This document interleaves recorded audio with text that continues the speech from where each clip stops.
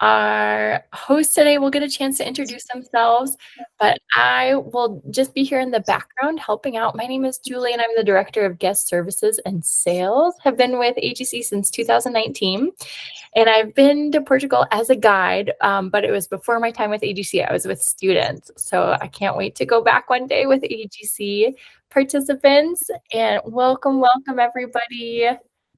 Terrific. So here's the list of things we'll talk about. The hosts will introduce themselves, then we'll talk about the country of Portugal in general. And then AGC has not one, but two wonderful Portugal trips. So we'll talk about what the differences and similarities are and which might be the best fit for you. And then we'll go through the activity levels, the accommodations, the delicious food. If you've been to Portugal before, you know how good that food is. And then we do have a prize giveaway at the end. So pay attention to some of the fun facts, and you could win an AGC branded Nalgene that I will mail to you. And then we'll also do a question and answer session. So if you don't have any questions at the end, you're welcome to hop off. But if you do, we'd love for you to stick around and get those questions answered. Hello, everyone. I'm one of the hosts today. My name is Emily Annis. I am an adventure specialist here at AGC, and I was living in Spain last year, so I had the opportunity to travel twice to Portugal, and it quickly became one of my favorite countries. So I'm excited to talk to you all about it today, and I'll let Karen introduce herself. Hi, my name is Karen Cott, and I have been with Adventures in Good Company since 2016, where I started as both a guide and working in the office at the same time. I've had an amazing career here. In November of 2022, I retired from the office work, and now I'm just spending more time guiding trips, which I absolutely love. Had the opportunity to guide the Portugal trip in 2023, last year, the culture and hiking trip, and absolutely fell in love with it. And this year I just finished my season, and I was able to go to Peru and slackpacking Maine and the Canadian Rockies, and it's been a whirlwind of retirement, and I am so happy to be here sharing this time with all of you. All right, everyone, welcome to Portugal. Portugal is truly a captivating destination, offering a rich tapestry of history, culture, and then, of course, its breathtaking natural beauty. Our journey will take us to Lisbon, which is the vibrant capital, and here the energy of the city is palpable. And then we will also get to go to Sintra, which is a place that feels straight out of a fairy tale with its enchanting palaces and lush landscapes. As we explore, we'll also experience Portugal's stunning coastline, where the dramatic cliffs meet sandy beaches along the Atlantic. It's a perfect setting for both relaxation and adventure. And of course, no visit to Portugal would be complete without indulging in the local cuisine, which is personally one of my favorite parts. Whether it's savoring a pastéis de nata, which is a delightful custard tart, or tasting bacalhau, which is Portugal's famous codfish dish, your taste buds are really in for a treat. And then, of course, we can't forget the world-class wines in Portugal, like port wine and Vinho Verde, which really complement the flavors of the food. And then beyond the sights and the tastes, I think what really makes Portugal special is its people. The people are so warm and hospitable, and here you'll find that the relaxed and welcoming atmosphere really makes it easy to immerse yourself in the culture. All right. Portugal also really boasts a rich history shaped by maritime exploration, Moorish influence, and royal dynasties. During the Age of Discovery in the 15th and 16th centuries, Portuguese explorers established key sea routes to India, Africa, and the Americas, which really cemented the nation as a global maritime power. Lisbon also offers a glimpse into the past with its historic Alfama district, narrow streets, and landmarks like the iconic Belém Tower, which we'll get to see. And then just outside of the city, Sintra's palaces reflect Portugal's royal heritage. This maritime legacy is also woven into the country's culture, which you can see in the intricate ceramic tiles and rich seafood cuisine. Okay, forgive me here if my pronunciation is a little bit off. Maybe you'll all come back from Portugal better than me. But azulejos are Portugal's one of the most famous features of the architecture. They are traditional ceramic tiles that have been around since the 15th century. These tiles aren't just decorative, they're also a key part of the country's cultural identity. And you can most often see them in the iconic blue and white colors, a design that was inspired by Moorish art. They can also be found in a variety of other colors. Some of the favorites that I saw these gorgeous green ones, which add a lot of vibrancy to the scenes. These designs are really diverse. They can range from geometric patterns to detailed historical scenes and beautiful floral motifs. These pictures that you see on the slide are taken by former AGC travelers, so you can really see that the tiles are unique and different. And Karen actually has some to show. Save some room in your suitcases because while I was there, I fell absolutely in love with the tiles, and I got a whole variety of them. There are coasters throughout my house, which just kind of reminds me of being in Portugal.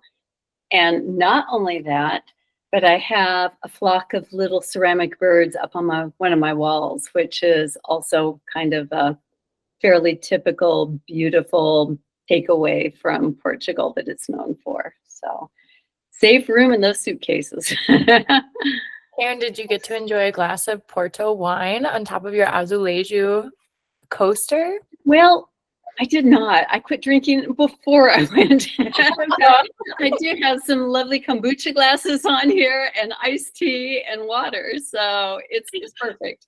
Terrific. Okay, well, you'll also get to see Pina Palace in Sintra, Portugal. It's a beautiful example of 19th century romantic architecture built by King Ferdinand II. This colorful palace blends Gothic, Renaissance, Moorish, and Manuelan styles with detailed and bright carvings. It also really offers stunning views of the Sintra Mountains and the Atlantic Ocean. What's really neat about this palace is that King Ferdinand was known both as a king and an artist, and that artistic side really comes out. He was known as one of the most cultured men of the 19th century. On our way to the palace, we wandered through an extensive park, which kind of fulfilled his vision of untamed wilderness in nature. And so it's not a cultured garden with lots of exact trimming. It's just a wild place. It looks very natural, but he brought in species of plants from all over the world. So you'll see just a vast array of different types of plants there. And the way it was designed, it has all kinds of small meandering paths that are intended to lead the wanderers to really beautiful surprises. Whether it's a vista that's gorgeous or reflection pools. And one of the places we went and explored, which was one of the main hidden gems for me, was the chalet of the Countess of Edla. And that was his second wife. And she was also an artist, but she was also an opera singer. And so we were able to go to that chalet with all of its intricate woodwork and wander around it and explore it and kind of think of what it might have been like to stay in these places. And while wandering through the park, you feel like you have the entire place to yourself just because of the way it's designed and there are fewer people there. When you get to Pina Palace, it's one of the treasure gems of Portugal and it's crowded. So they try to mitigate that. They have timed entries. And it's a bit packed, but usually the AGC guide will stay outside on a terrace with everybody's day packs so that participants can feel a little bit less encumbered and go through and wander through the whole palace with the local guide. And one of the primary aspects of the palace is the architecture itself. So when everybody was done with their tours, we stayed on the terrace and we just had a delightful packed lunch, sipping espresso, looking at the architecture, looking out at the views that were available from the palace. And it was just an amazing day. You also will get the chance to see the Castle of the Moors in Sintra, Portugal. It's another must visit for its rich history. So this fortress was built in the 8th and 9th centuries during the Moorish occupation. And this ancient medieval castle features stone walls and towers that offer panoramic views of the surrounding landscape. It's also located on a hilltop, so it provides a glimpse into medieval history and again offers stunning views of Sintra. Okay, so at AGC, we offer 2 amazing Portugal itineraries. We'll dive a little bit deeper into those so that you can discover which one's right for you. Okay, so this is the trip I actually experienced. So I might be able to speak to it a little bit more in depth than the other trip, but this is Portugal's hiking, kayaking, and culture. If you take a look at the map, you'll see that this trip is fairly closely situated to Lisbon and the westernmost points of Portugal. So we start in Lisbon, we spend 3 nights in Sintra, which is a charming town located in the central mountains of Portugal and is known for its natural beauty, its castles, its palaces, and its cultural landscape. And then we have just about a 2-hour drive south to Sesimbra. And Sesimbra is more of a vacationing town known for its beaches, its fish restaurants, and its nightlife. So on this trip, you're staying more centrally located. You are doing a variety of palaces and monasteries and convents, and we'll get that into the daily itinerary, but it's more centrally located. And the dates for this trip is we have a June date and an October date. So the upcoming 25 dates are June 7th through the 15th. And then the fall dates are again October 11th through October 19th. And so here we'll go a little bit more into the itinerary. And both of these trips have the first very similar 2 to 3 days, and then that's where they divide a little bit more. So upon arriving, we meet at noon, we have a walking tour of Lisbon, central Lisbon, the main squares, and then up to Alfama, which is one of the oldest districts in Lisbon. And that is where the Castle of St. George is located, which we get to explore a museum, wonderful examples of that tile work that Emily was talking about. We look at a more current excavation they're doing in the area. And all that's a beautiful walking tour. And then we go out for our first night's dinner. And then we head on day 2. We transfer up to Sintra. And we visit that Pina Palace that we talked about and walk through the park, walk up to the Castle of the Moors, and then we continue to walk all the way down to our lodging for the night, which is Nova Sintra. And we'll be talking more about the accommodations later, but it's a lovely little hotel that's been in the same generation or the same family for 4 generations. It's got this beautiful little terrace that overlooks the mountains. It's gorgeous. And next day, we hike from a beach and hike all the way to Cabo de Roca, which is the westernmost point in Europe. And so we are enjoying both coastal hiking, getting up in the coast, looking down at views of the coastline, which are just stunning. We go down and visit another beach where we have this amazing soup stop where we get to have a local fish soup, and then continue hiking all the way until we get to Cape de Roca, which is historic, westernmost, Instagram. You end up with a little road walking right at the best, right at the end to actually get to it. It's quite busy. So it's the hike along the way, it's the journey. And then you end up at this historic place. Then we get a ride back into town. The next day we're still in Sintra and we go to, we visit the convent of the Capuchos. And the convents in Portugal are similar to the monasteries. They're just usually smaller and more remote. So we will, at this convent, see where the members of the convent, the brothers, spent their time in little tiny, where they slept, where they had to get on their hands and knees to get into their sleeping quarters for the night. There are some caves and wooded areas above the convent where they would sometimes go and stay for a month at a time. There's a huge active garden out front that the brothers used to take care of. There is no longer an active convent, but you see the outside room where the king was allowed to go when he would visit because he can't get beyond a certain point. It was really beautiful. And then we had an amazing picnic there. Then the next day we transferred. It was about a 2-hour drive down to Sesimbra. And Sesimbra is that coastal town. And while we were there, our hotel there is located right on the coast, which is wonderful. And we did another long hike along the coast. And on this hike, you get to see actual dinosaur prints, which is pretty cool. It's been saved in some of the rock walls away from the trail that we passed by.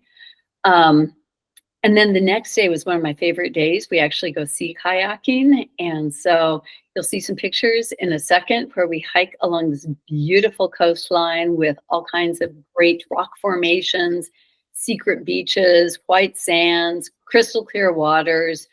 And so, yeah, we get to sea kayak through all of that. We're in 2-man sea kayaks for the most part. And we go out to a beautiful private beach. Private in the sense that you can only get there either by kayak or by hiking a long distance. It's not that much of a secret. There's quite a few people there, but it's just a beautiful experience. And then we come kayak back and we walk up to the Moorish castle of Sesimbra, where you see another fantastic example of those blue and white Moorish tiles. And then after all those visits in Sesimbra and days hiking, we depart back for Lisbon, where we visit more of Lisbon. We go to the Belém Tower.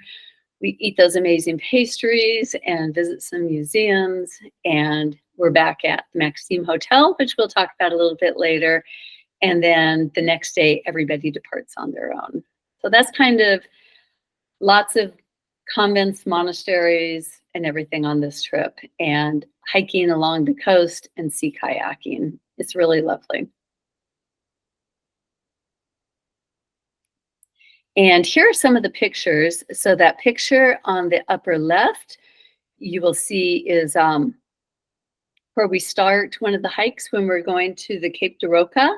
And there's can be a little river crossing there, depending on the height of the river. It's kind of a rock hop across the river. The upper right-hand picture is when you're doing the coastal hiking and looking down along all of the beautiful views. It's the water really is that kind of beautiful aqua color. The rocks are stunning. The capes, you get this beautiful bird's eye view. And then the two pictures down below were from the day we went sea kayaking and went over and had hiked along.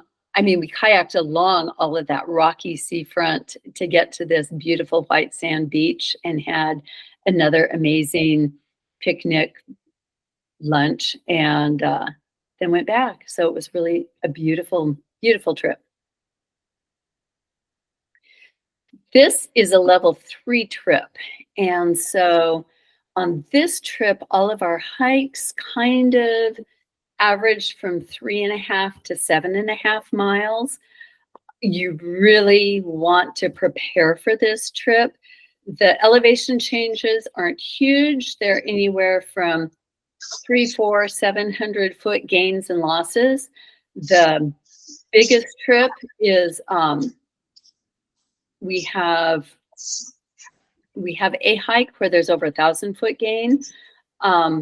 But most importantly, sometimes when you're along those cliffs, you have it's exposed, and so you're looking, straight down into the waters, and it's uneven terrain in some places. The parks are like a very well-maintained, beautiful paths, but as you're hiking along the coast, you'll have rougher terrain. And you will enjoy this trip the most if you really prepare for it prepare for some steep ups and downs on natural footing paths and prepare for it, and you'll really get the most enjoyment out of it. This is the second trip, and this is Portugal's coastal hiking. And as you can see, we start up, that area at the top is the same. We start in Lisbon and then go up to Sintra for a couple of days. And then we take more advantage of the southern part of the southern coast of Portugal. And we are traveling along the Fisherman's Trail at that point, which is spectacular. And as we do that, we're covering a little more distance. So we'll be spending just a couple of nights in each location and then moving on. So the coastal pictures that you saw earlier are truly exploited on this particular trip. There are lots of high cliffs and wild beaches. And this trail is especially known for its variety of birds and natural wildflowers. And the wildflowers are in season from March through May. And you'll see through, when we go over the itinerary, that both of our trips fall in this period of time. And while there's no sea kayaking, the hikes on the first trip kind of average from 3.5 to 7.5 miles. The hikes on this trip range more from like 5 to 10 miles. So it's more hiking intensive, beautiful hiking views, taking advantage of the coast along the westernmost part of Portugal. So, as I was saying, those wildflowers are in bloom March through May. And so our first trip's destination is March 22nd through the 30th. And the second is April 26th through May 4th. And I put it in the chat there, but we still have first 5 discounts on all of our 2025 Portugal trips, which won't last for long. So if you like great locations and saving money, be sure to sign up soon. Okay, so the itinerary on this trip, again, begins in Lisbon. Only our walking tour of Lisbon also includes the Barro Alto district, which is the artists district. So instead of kind of a 3.5 mile walking tour day, it's more like a 5 mile walking tour day. You also go through the same central districts and the Castle of St. George that I was describing earlier. And then on the next day, it's almost identical to the first trip. You're visiting Pina Palace, you're walking through the park, you're seeing all of the hidden gems within the park, visiting the castle itself, the Castle of the Moors, and having dinner out that night. And again, we're staying at the Nova Sintra Hotel, same hotel while we're in Sintra. The next day, we also do a hike out to Cabo de Roca, which is that westernmost point. Only on this hike, we start a little bit further away from the Cape. And so instead of about a 7 mile day, you're looking at about a 10 mile day of walking along the coast and looking out over the Atlantic Ocean. And it's just beautiful. And then we go to, I'm going to butcher all the pronunciations, Penina, which is a former sanctuary, a pilgrimage site with views at the nature park. And we hike all the way to Guincho Beach. And it's very, very colorful natural formations, rock formations, and ground formations in that stretch of hiking. And then in that afternoon, there's about a 3-hour drive to get to those more southern locations that we were looking at on the top map. And then after that, we are on the Fisherman's Trail, which is known for its sand dunes, its vibrant colors, all the birds, and the wildflowers. And so our first hike there is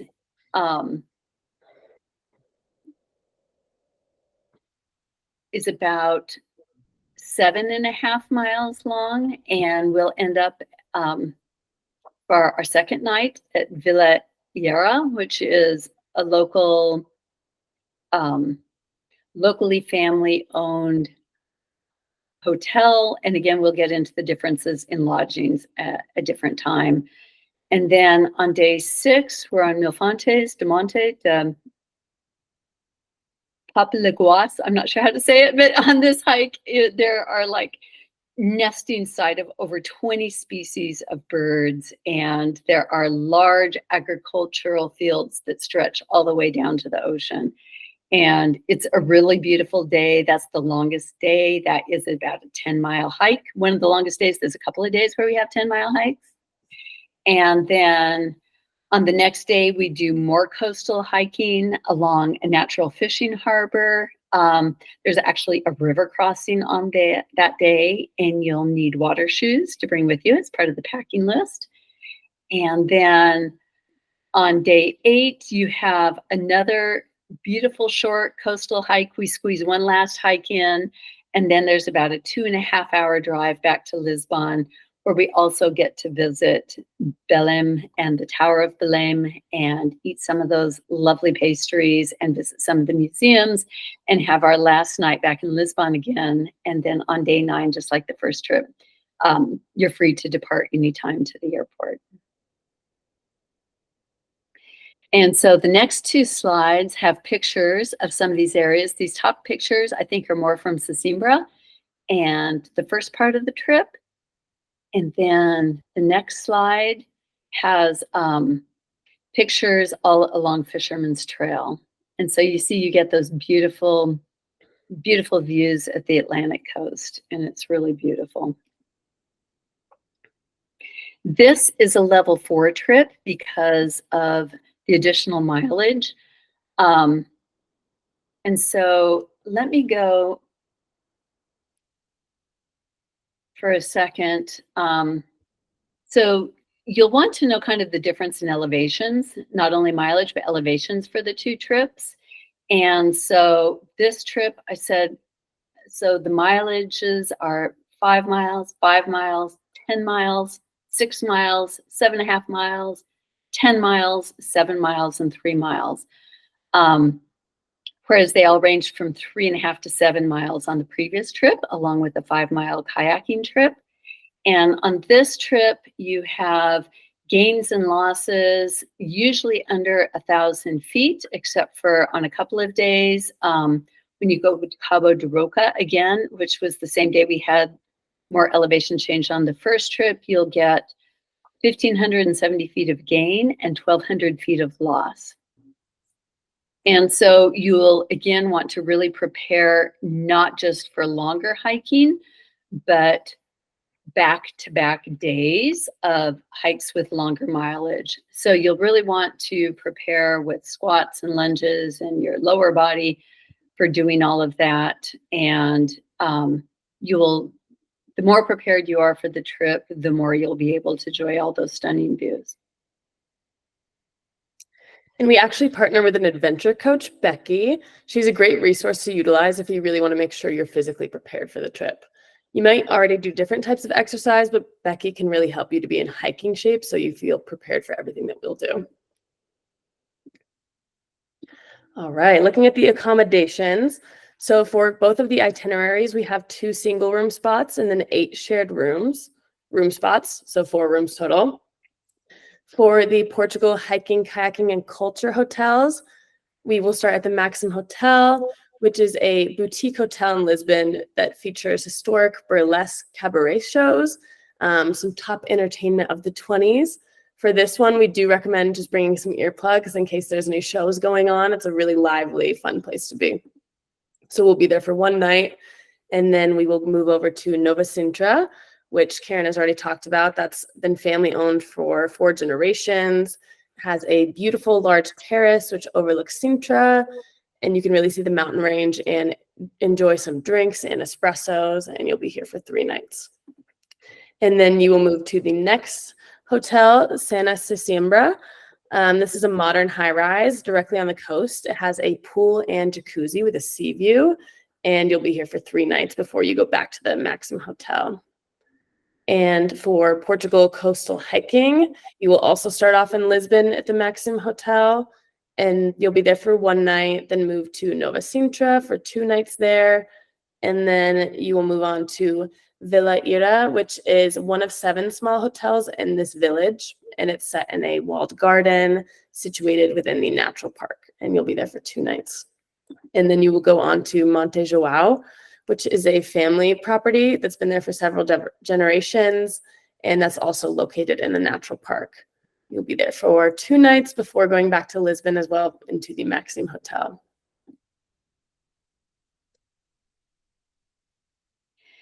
And so let's talk a little bit about the food. It's absolutely amazing. Lisbon is renowned for its delicious food, particularly its fresh seafood and traditional dishes, including a number of must-try items, including salted cod and anchovy dishes and octopus. There's chicken. They're especially known on the dessert side for their pastéis de nata or pastéis de Belém. And the difference there is just like you can only actually drink champagne if it comes from the region of Champagne. So pastéis de Belém was created in Belém, and it was created in a monastery because they were using all these egg whites for other reasons, and they had all of these egg yolks left over. And so the brothers had to come up with some way to use those and came up with this amazing custard tart. And so it's all over Portugal. And if you eat it in Belém, you're having pastéis de Belém. And if you're eating it anywhere else in Portugal, you're having pastéis de nata. It also has, Lisbon also has excellent wines, including Vinho Verde, rich, robust reds, especially ports, all from the nearby Douro Valley, and the city, a food and wine lover's paradise. Our breakfasts on these trips are primarily buffets at the hotels where we'll be staying. So you'll have your options of spreads that go anywhere from smaller spreads to much more elaborate spreads, depending on which hotel we're staying at. The lunches vary from boxed lunches created by hand by our local guide to elaborate picnics that include offerings from local pastisseries, some of them filled with hams and cheeses, and they have lots of fresh fruit and nuts and cheeses, all just kind of combined to make these luscious lunches that we can enjoy while we are either hiking or stopping at a beach for a while. Most of the dinners are eaten out at local restaurants, handpicked by Annabelle, who is our local guide. And she either selects for us a limited menu that we can choose from, or at times she orders a number of the favorite dishes and we just can pass them around family style, depending on, the restaurant and the plating for it. And she usually also chooses some local red and white wines to share with the table. And then on my trip, I'm not sure if they do it on the coastal hiking trip, but we took a break from restaurants one night and we ordered some local gourmet pizzas and just shared them down on the beach. You can see me that on the right with the bottle of port that we shared with the pizzas. And it was just nice to have a really casual down night compared to, when in Portugal, you're going to be doing like in all of Europe where you have late dinners and spend a lot of time in the restaurants at night. So it's just beautiful. And then it was fun to have one break. And we also, while we were in Sesimbra, walked down for gelatos at the end of the night for some desserts. It was really special. Okay, so next we're just going to do question and answer. So if you don't have any questions, again, you're welcome to jump off. Thanks so much for your time today. We would love to see you all in Portugal. And if you think of questions after the webinar, let us know too.